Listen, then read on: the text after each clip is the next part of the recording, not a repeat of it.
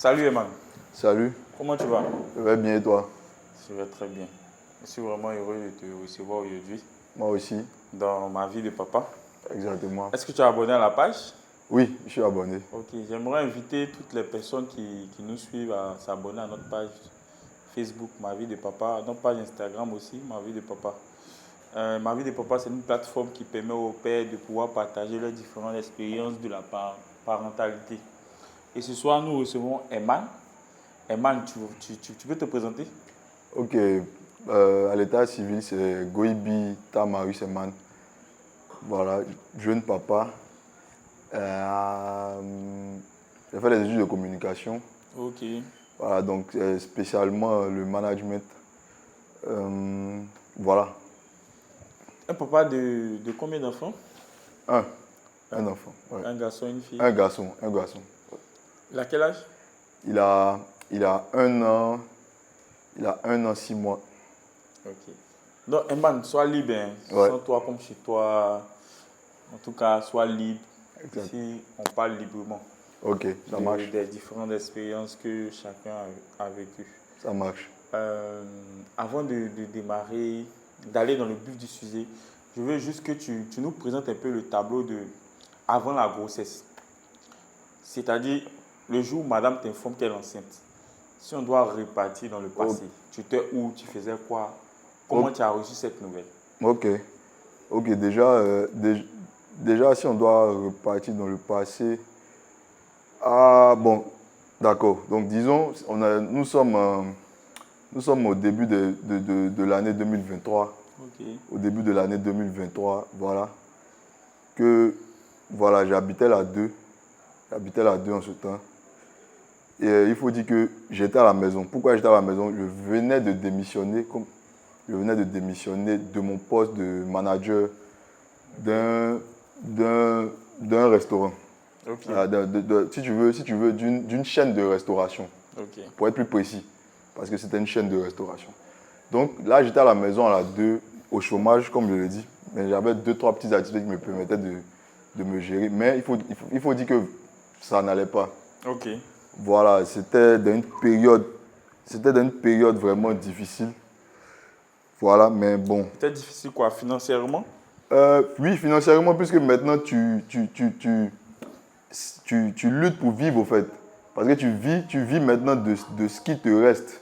Au fait, c'est que tu avais démissionné sans savoir qu'elle était enceinte. Oui, bien sûr, comme je Mais l'ai si dit. tu as refait, est-ce que tu allais démissionner? Oui, j'allais démissionner. Pourquoi? Parce que moi, j'ai besoin de liberté, au fait. Ok. Voilà, tu ne peux pas être dans un endroit où, à un moment donné, tu perds ta liberté. Voilà, où vraiment tu n'es pas valorisé. Ok. Du coup, moi, j'ai préféré m'écarter. C'est-à-dire, si tu trouves que je ne suis pas bien, je ne peux pas rester avec toi. Je préfère m'éclipser pour que, voilà, tu sois heureux. Du coup, si c'est à refaire, je le referai même 100 fois. Ok. Voilà, parce que puis j'assume. Donc, comme je disais, j'ai démissionné, j'avais quoi? J'étais dans la livraison, j'avais des motos, bref, mais voilà, c'était chaud. Il fallait vivre du peu. Et elle était encore en formation, puisque on s'est rencontrés à l'université, elle a eu son concours, elle était encore en formation. Donc là, elle venait me voir de temps en temps qu'elle n'avait pas les cours. Donc voilà, donc on peut dire, elle vient m'annoncer l'arrivée d'un enfant. C'est comment ça s'est fait? C'est par téléphone? Pas par téléphone, puisqu'elle venait régulièrement à la maison. Ok. Quand elle ne va pas au cours, elle vient à la maison me faire quelques plats, question d'économiser. Voilà, donc elle vient faire quelques plats, elle met dans le frigo et puis voilà, elle bouge. Donc ce jour-là, elle vient à la maison. Voilà, ce jour, elle est venue à la maison. Elle est venue à la maison, elle a commencé à faire, elle allait faire le marché, bref, elle est venue. Et elle avait du mal à me dire. Pourquoi elle avait du mal à me dire? Parce que c'est ma compagne. On a déjà parlé de nos objectifs, comment on voyait la vie. Dans votre discussion, sûrement que tu disais que tu n'étais pas prêt pour le Exactement, exactement. Moi, ce n'était pas comme ça. C'était pas comme ça. Donc, elle, vu qu'on est quand même à un âge adulte, parce qu'on avait 27 ans, on est quand même de gros adultes, parce qu'elle et moi, on a pratiquement le même âge. Donc, mais ça ne rentrait pas dans le cadre. Ce n'était pas ça notre plan. C'était pas le moment, en fait. C'était pas le moment, exactement. Mais elle voulait le garder. Donc, elle se disait que, comme je suis très catégorique, voilà, ça allait me faire mal. Elle avait du mal voilà, elle avait du mal. Donc, elle me dit, je te dis quelque chose. Dans la cuisine, parce que quand elle est en train de préparer, je suis à côté d'elle. Si elle coupe les oignons, moi, voilà, les tâches, quoi. C'est un couple, hein? Un peu, quand même. Voilà, donc, elle avait du mal. Elle avait du mal à me dire. Donc, voilà, elle m'a dit, ah, je vais t'annoncer quelque chose. Elle dit, dis-moi, qu'est-ce que tu vas dire? Non, mais tu vas mal le prendre, tu vas... Tu dis, elle anticipait, en fait. Exactement, c'est ça, elle anticipait. Donc, quand elle m'a finalement donné la nouvelle, moi, elle a dit, c'est une bonne nouvelle. Parce que moi, je suis très froid. C'est-à-dire, je ne suis pas un gars, les émotions, je les cache. Pourquoi? Pourquoi? C'est ma nature. Pourquoi tu aimes cacher tes émotions? Ah, je ne sais pas. Franchement, je ne sais pas comment te le dire. Je peux être heureux, mais tu ne sauras pas que je suis heureux parce que je te réponds froidement. Donc, quand je lui ai répondu froidement, elle m'a dit non, mais ça ne te plaît pas. J'ai dit si, on va être parents. C'est vrai que ce n'est pas le moment. Mais tu es heureux. Mais je suis heureux. Mais la question que j'aimerais te poser, c'est est-ce que tu étais vraiment heureux? Exactement, j'étais vraiment heureux. Parce que je me suis dit, j'ai été enfant de M. Goyi. Et l'enfant maintenant va devenir papa. Donc c'était vraiment une bonne nouvelle. Mais financièrement parlant, je savais que ça allait être difficile. Parce que le nouveau père que je serai est en train de lutter. C'est-à-dire il ne sait pas comment ça va se passer, mais lui-même il est dans la lutte. Et ça, je ne voulais pas ça au fait. Voilà, donc c'est ce petit côté qui me peinait. Sinon, j'étais heureux d'être papa.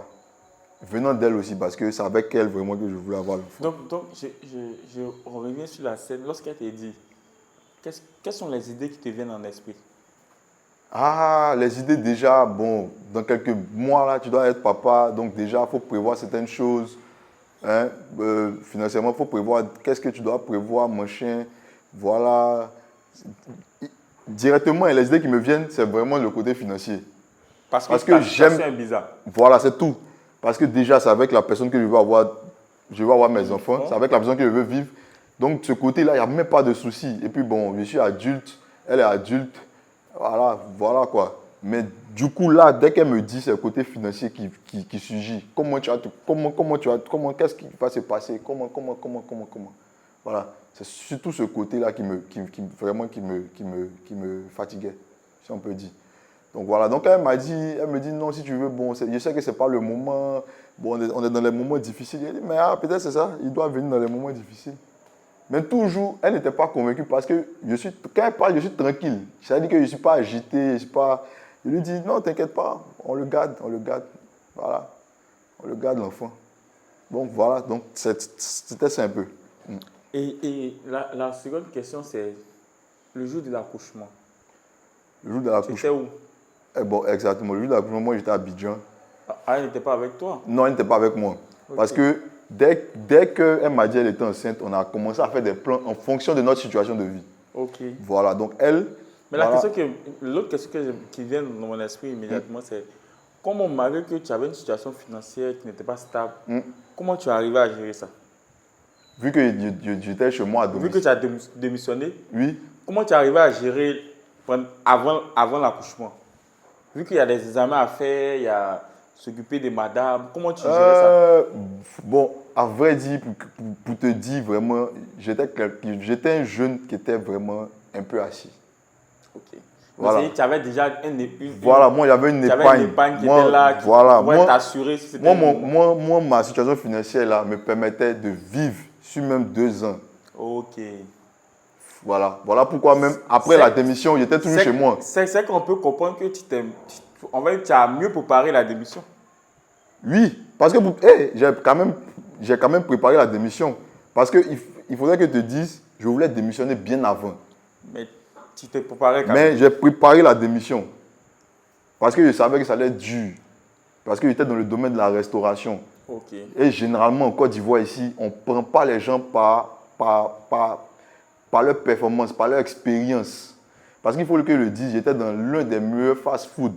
Je ne dirai pas le nom, mais j'étais dans l'un des meilleurs fast-food d'Abidjan. J'étais manager pratiquement général parce que je coordonnais dans tous les restaurants. C'était une chaîne de restauration. Donc j'étais manager général. C'est que tu as une certaine expérience. Exactement.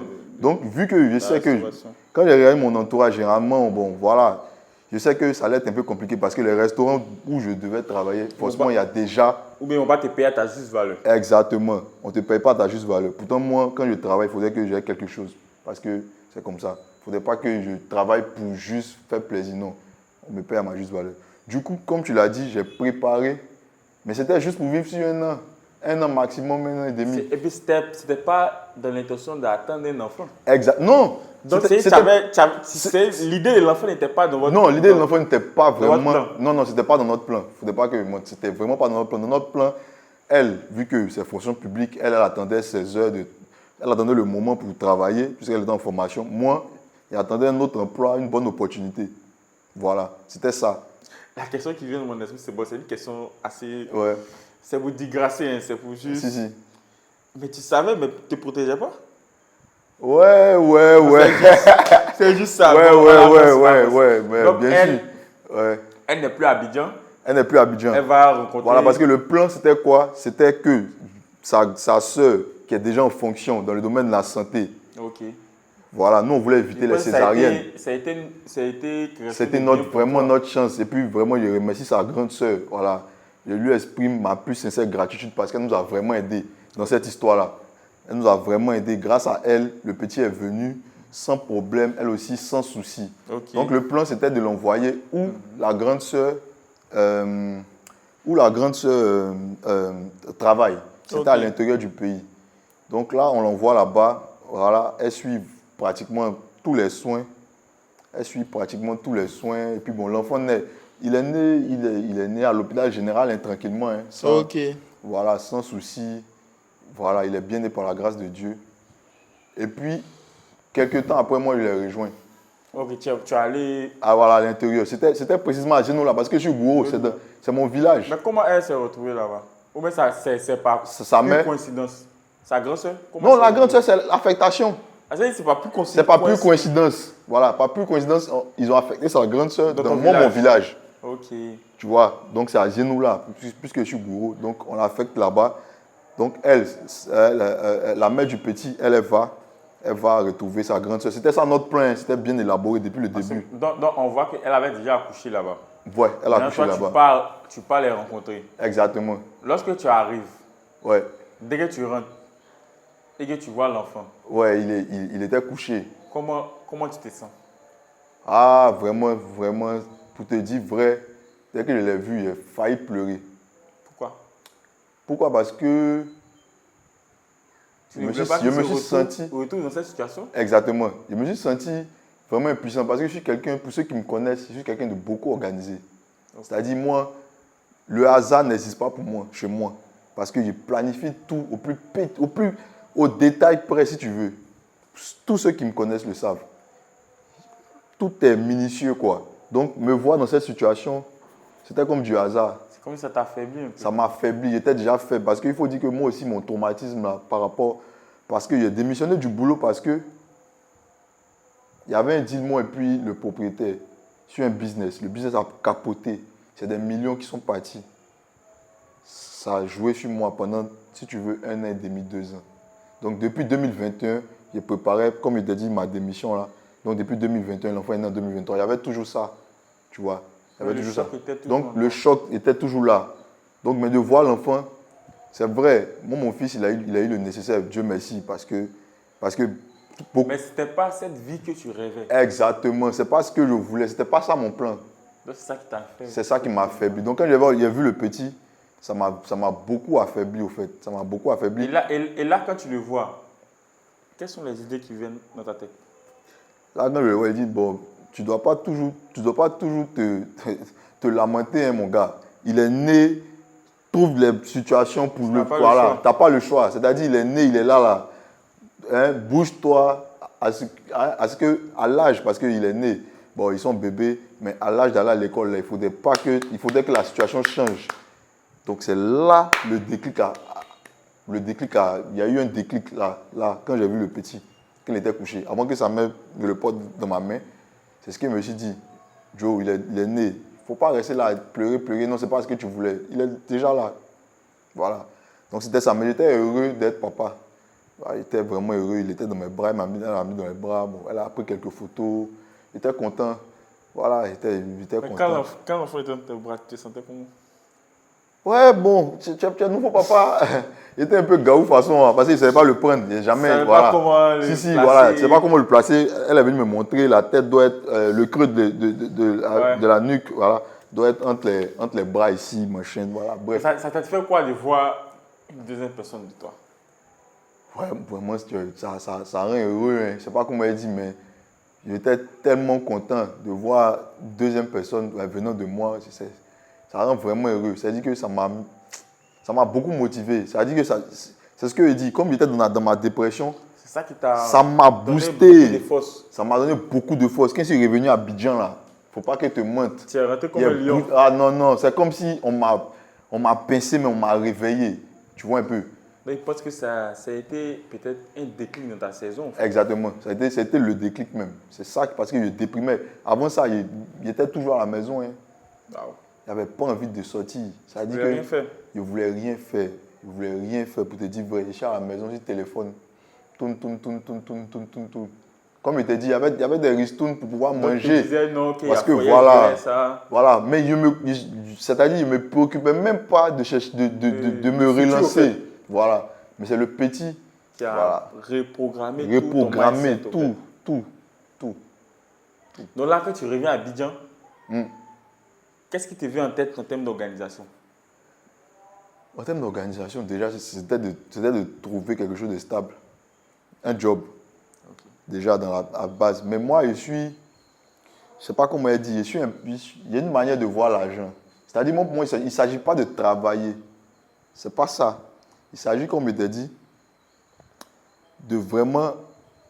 Il faudrait que le travail, on puisse se prendre à ta valeur, quoi. Tu veux qu'on respecte la valeur de ton travail? Exactement. Donc, je ne cherchais pas de travail pour travailler, non. Il ne faut pas qu'il te monte. Donc, dans les débuts, quand le petit est né, effectivement, il n'y a pas eu de boulot. Parce que ce qui est disponible là, ce n'est pas ce que je veux. Ok. C'est-à-dire que tu as eu des propositions, mais ce n'était pas ce que tu voulais. Ouais. C'est vraiment pas ça. C'est pas, voilà. Donc là, il faut dire qu'il y a mon père qui m'a beaucoup aidé financièrement pour le petit. Il y a la grande sœur de madame qui m'a aidé, sa grande sœur, il y a sa maman. En tout cas, notre entourage m'a vraiment aidé, m'ont boosté parce qu'ils me connaissent, ils savaient quel type de jeune j'étais. Voilà. Donc ils m'ont dit, il faut passer par là. C'est un passage, c'est ce qu'ils m'ont dit. Donc, quand il y avait des soucis financiers, et puis grâce à Dieu aussi, le petit n'a pas vraiment eu jusqu'à... Il n'a pas eu assez de maladies. Voilà, Dieu a vraiment cherché ce côté. Mais quand il y avait des soucis financiers que je ne pouvais pas, mon père était là, ou bien sa grande soeur était là. Voilà, parce qu'elle n'avait pas encore travaillé. Voilà, parce que voilà, c'était un peu ça. Ça m'amène à te poser la question. Quelle expérience négative ou bien douloureuse que tu as vécue pendant ce moment? Expérience douloureuse. C'est-à-dire, il y a eu à discuter avec certains papas qui m'ont dit que peut-être un jour comme ça, la maman m'a appelé et puis elle m'a dit que l'enfant, le lait est fini, mais il dit qu'il n'avait même pas un rond sur lui. Toi, quelle expérience douloureuse tu as vécue pendant ce temps?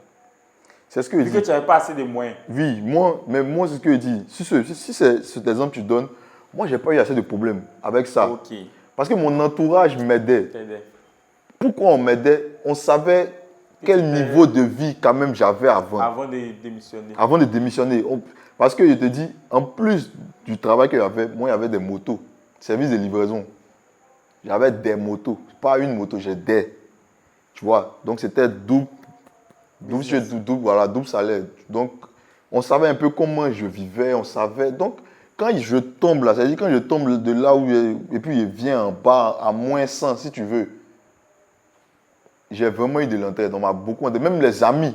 Il ne faut pas que te mens, il y a des amis psychologiquement, il y a des amis financièrement. Qui t'ont beaucoup aidé. Je remercie Danon, Jason Danon, ça c'est mon pote de l'université. Lui aussi, il m'apportait son aide financière, morale. Morale, il y a lui, il y a Serge. Serge Honora, ce sont mes potes de l'université, mais parce que ça, eux, je me suis vraiment ouvert. Voilà, c'est eux qui savent ce qui s'est passé. Donc, ils m'ont vraiment aidé. Moi, je n'ai pas eu ce problème à ce niveau. Parce que les parents aidaient. Et puis, les vrais amis aussi étaient là. C'est ce que tu comprends, c'est que tu n'as pas eu de problème financier, mais c'est comme si tes problèmes étaient plus internes. À mon niveau. Moi, c'est ça mon problème. À mon niveau, parce que je ne voulais pas être dans cette situation pour avoir un enfant. Ok. Financièrement, il ne faut pas mentir. Moi, pas prêt. les proches, ils n'étaient pas prêts financièrement, mais les proches Moi, je t'ont aidé. m'ont beaucoup aidé. Et ça, je les remercie pour ça. Parce que, voilà. Donc après l'accouchement, elle était chez sa grande C'est sœur. sa grande sœur. Pendant, Après, elle est revenue à Abidjan. elle est revenue à Abidjan chez sa maman. Voilà. L'enfant vivait avec toi? Non, il vivait avec la mère. La mère et la grand-mère. Voilà, il vivait Mais avec la mère. aujourd'hui, quelle est ta relation avec le bébé? Ah, le bébé, vraiment, il me booste. Parce que quand ils sont revenus à Abidjan, chaque semaine, je vais là-bas. Voilà. Et puis, à chaque fois quand je vais là-bas, ça me motive encore plus. Ça me motive. Chaque semaine, je vais les voir, je vais le voir. Et ça me motive. Quand je le vois, je suis tellement heureux. C'est-à-dire, ça me booste à nouveau. Voilà. Et franchement, Dieu merci, jusqu'à ces 1 an, bon, bien avant ces 1 an, voilà, j'ai commencé à reprendre moi-même la charge. Mais est-ce Voilà. qu'il y a eu une période où tu ne voyais pas le bébé? Est-ce qu'il y a eu une distance entre toi et puis l'enfant à un moment? Oui, de sa naissance à 5 mois. Sa naissance à 5 mois. Mais comment tu vivais cette relation? Ah, bon, ton enfant en sécurité. Ton enfant en sécurité, il est dans de bonnes mains. Donc, il n'y avait pas vraiment de... L'enfant ne te manquait pas? Si, il te manque, mais il est Tu sens petit. qu'il est en sécurité. Ok. Il est en sécurité. Du moment où tu sais qu'il est en sécurité, pour moi, ce n'était pas vraiment un frein. Ce n'était pas vraiment un blocage. Parce qu'il était dans de bonnes mains. Voilà. Donc, et puis, il était... Tu sais, les papas, je ne sais pas si c'est comme les mamans, mais quand il est petit, en tout cas, moi, ça ne me dérange pas qu'il soit loin. Ok. Tu vois, mais maintenant, il a pratiquement 2 ans, il marche, on peut jouer ballon, mais je suis tout le temps avec lui. Je ne sais pas si tu vois de quoi je veux parler. Aujourd'hui, tu passes plus de temps avec lui. Plus de temps avec mon petit, parce que quand je le vois, je suis très heureux. Donc, plus de temps, tout le temps en train de jouer ballon, en train de... Voilà. Quelle activité vous aimez faire ensemble? Ah, on joue au foot, hein. Parce que moi, mon fils, je veux qu'il fasse un sport. Il aime le basket, ouais. Il aime le basket, mais il va faire pratiquement tous les sports, hein. Ouais, voilà. Donc, on joue au foot pour l'instant. On a son ballon, tape, voilà, on joue au foot. Je vais tout le temps, on est tout le temps ensemble, on joue au foot, voilà. Mais ta relation avec la mère? La mère, ah ouais, c'est bon. C'était un peu bizarre parce qu'elle aussi, je ne sais pas si c'est un traumatisme, mais oui, parce que dans les débuts... Non, mais tu sais pourquoi il rit? Parce qu'au fait, ça rejoint le premier live qu'on a eu à voir hier. Hier, on a fait un premier live sur la dépression postpartum chez les pères. Et le psychologue a expliqué beaucoup de choses. Ah, ok. Voilà. Donc, c'est pour ça qu'il rit au fait. Ok. Parce qu'après la grossesse, les femmes peuvent... Ouais, elle a eu des troubles un peu bizarres. Bon, voilà, elle n'aimait pas me sentir. sentir. Je pense, ouais, quand j'étais allé à l'intérieur, là, ouais, Mais comment tu vivais ça? Quand tu es arrivé, puis elle n'aimait pas te sentir, comment toi tu te sentais? je ne comprenais pas, mais ça ne m'affectait pas. Ok. Je ne comprenais pas pourquoi, mais ça ne ça te m'affectait pas. Pourquoi ça ne te disait rien? Tu ne te sentais pas un peu bizarre? Je me suis dit, c'était de ma faute si elle se comporte comme ça. Ok, c'est-à-dire, en fait, tu mettais tout sur toi? Exactement, je mettais tout sur moi. Si elle se comporte comme ça, c'est de ma faute. Pourquoi? C'est ta faute dans quelles conditions? Parce que ce n'était pas dans ces conditions que l'enfant devait venir, au fait. C'est-à-dire, tu comprends bien, en fait, l'image que tu as de l'arrivée de l'enfant, en fait, est tellement stable dans ta tête que tu te dis, même s'il y a eu un problème aujourd'hui, c'est parce que c'est arrivé. Voilà. Sinon, ça ne devait pas arriver dans ces conditions. Exactement. Donc, toi, c'est comme si tu avais déjà anticipé à supporter ça. Exactement. Donc, voilà, maintenant, bon, quand j'étais avec elle, quand l'enfant se réveille, dans ces troubles-là, quand l'enfant se réveille tard, il est réveillé, il faut bouger, tu vois, c'est ce qu'il fait. C'est ce quand tu n'es pas là, c'est ce qu'il fait. Mais je faisais sans hésiter. C'est qu'elle te réveillait pour te dire de faire, en fait. Elle dit, voilà mon nouveau travail qu'elle a là. Donc, il faut faire. C'est son papa, non, donc fais. Mais moi, je ne respectais pas, je le faisais. Parce que tu sentais le besoin de faire. Exactement. Et tu aimais le faire? Oui, je le faisais. Même souvent, il est dans mes bras de 2 heures à 5 heures. Je somnolais parfois, mais voilà quoi. Je me disais que c'est ce qu'il pouvait apporter. Comme je t'ai dit, c'était dans une période où il n'y avait rien. Donc, le minimum que Donc, il passe, voilà, parce que pour moi, dans la vie, il faut s'entraider. C'est-à-dire qu'il ne doit pas avoir de vide. Du coup, moi, c'est ce que je peux faire. C'est-à-dire que même s'il faut ne pas dormir de 20 heures à 5 heures, c'est ce que tu peux faire. Là, c'est ce que tu peux faire. Parce que je me rappelle, la plupart, les premières dépenses, par exemple, là, bon, là, on a géré, mais après ça, là, il y a eu plein. Voilà, mon petit est tombé malade 2 semaines après sa naissance. Wow. C'est sa grande soeur qui a géré. Mais là, toi, comment tu te sentais le fait de ne pas participer? Ah, ça fait honte, hein. C'est vilain. Hein. Waouh. Ça fait honte, c'est vilain, c'est Donc si vilain. on repart, C'est pas agréable. on repart dans le C'est jour, pas agréable. on repart le jour où peut-être pas- on t'a annoncé et puis on dit qu'il faut payer les médicaments. Comment tu te sentais? Je n'ai pas compris. On repart le jour où l'enfant était malade Ouais. et qu'on t'annonce que l'enfant est malade. Or, toi, tu sais que tu n'as pas. Mais comme il t'a dit, il y a les bois Jason, mon pote Jason. Au fait, toi, tu savais qu'il y avait des gars sur qui tu. Moi, il y avait mes gars sur, mon pote Jason. Il y avait Jason. Tu vois, et puis bizarrement, mon papa peut gérer. Hein. Mais parce qu'il était autonome très jeune. Maintenant, bon, tu t'es mis dans des problèmes. Et puis, si quelqu'un est bizarre, moi, je ne fatigue pas les oncles. Je ne suis pas un gars de oncle. Tu comprends? Je ne suis pas un gars d'ailleurs voir mon oncle. Moi, c'est mon père ou mes gars sûrs. Mais il ne voulait pas fatiguer le vieux parce que c'est moi qui ai quitté la maison. On ne m'a pas dit de quitter la maison. J'ai quitté la maison à 22 ans. C'est moi qui suis rentré dans mes trucs. Il a commencé à travailler. Maintenant que ça ne va pas, même quand tu comprends bien que même quand j'ai démissionné, là, je ne suis pas retourné à la maison. Pas parce que j'ai honte, mais parce que je dis c'est de moi qui ai quitté la maison. Je suis allé louer encore une autre maison. Donc ça ne va pas là. Tu vois? Donc il ne voulait pas fatiguer le vieux. Donc quand ça n'allait pas, il y a Jason qui était là. Jason m'a envoyé les waves, hein, tranquille. Hein. Il m'a envoyé les waves. Donc parce que la grande soeur a réagi instinctivement.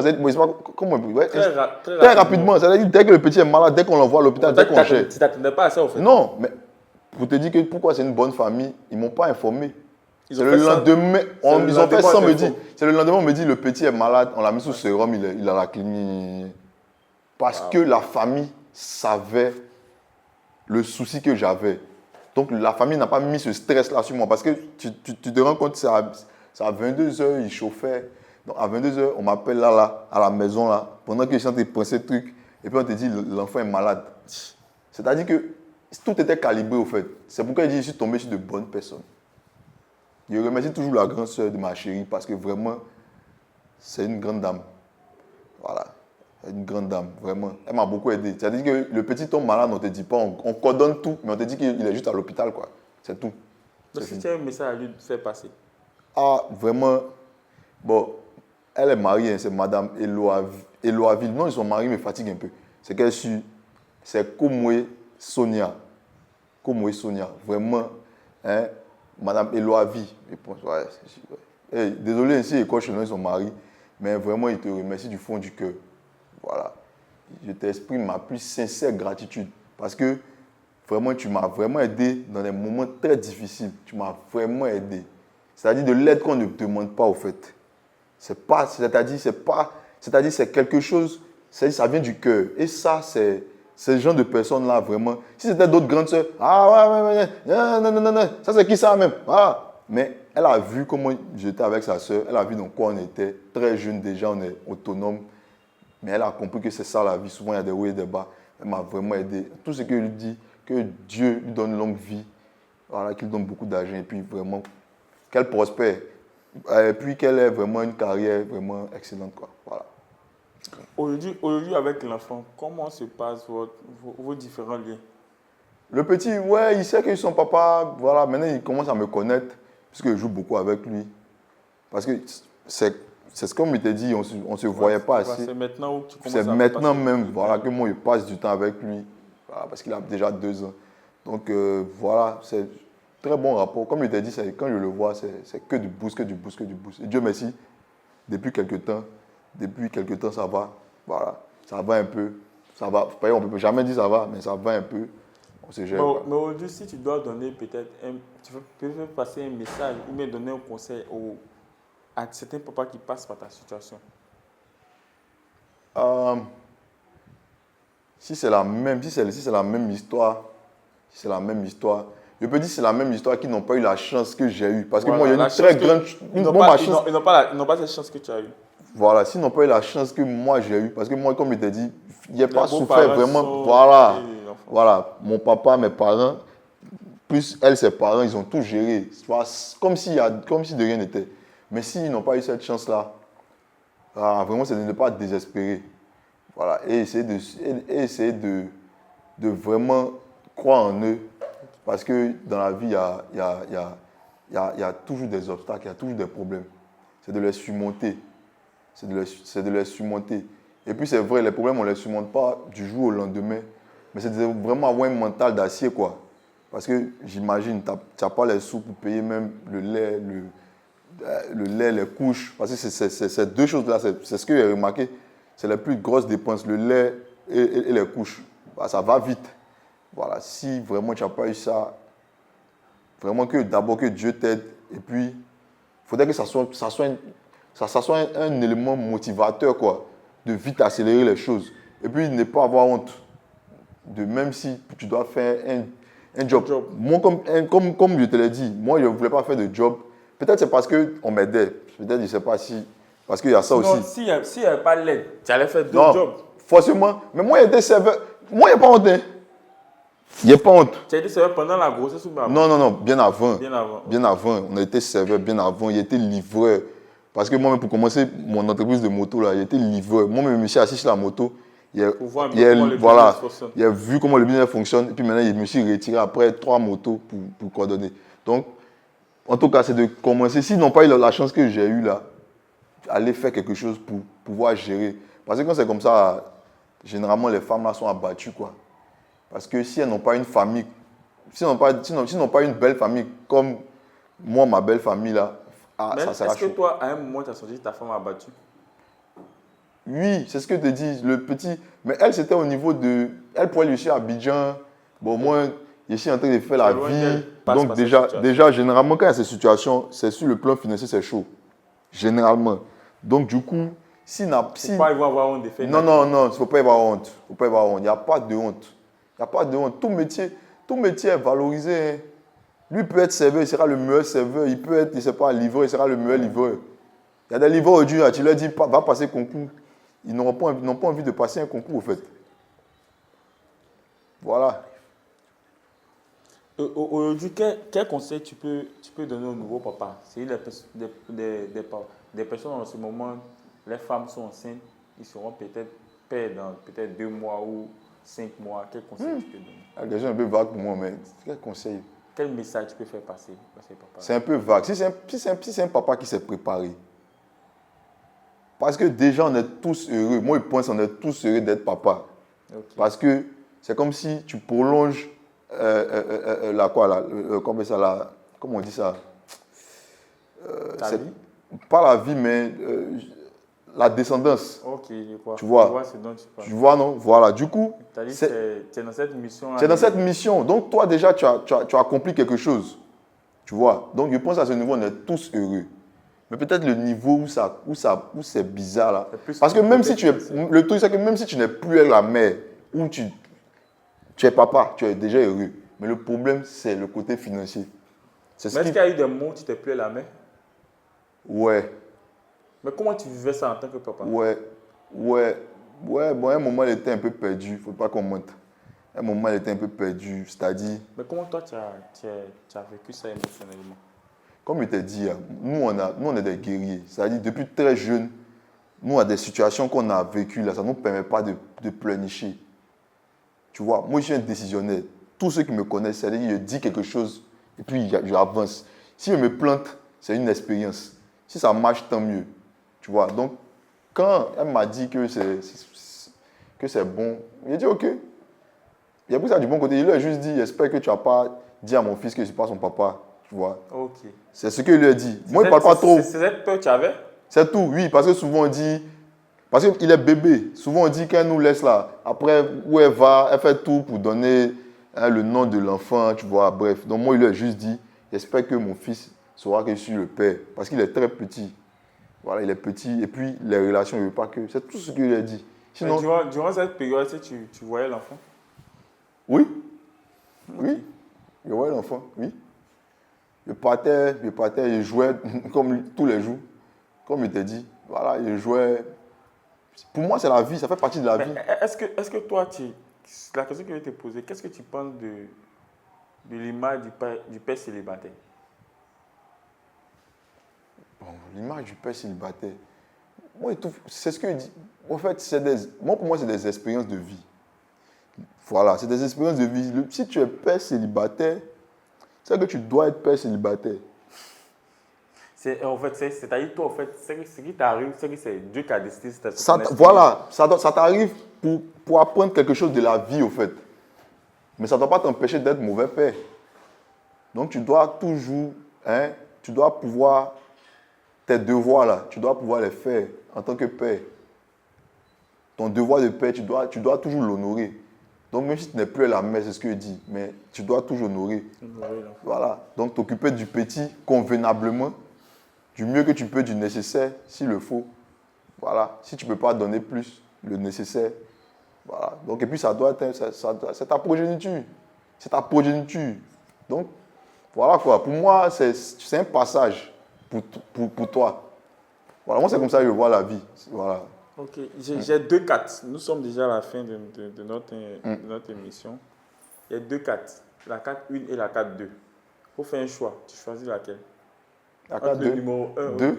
Moi, pour mon petit.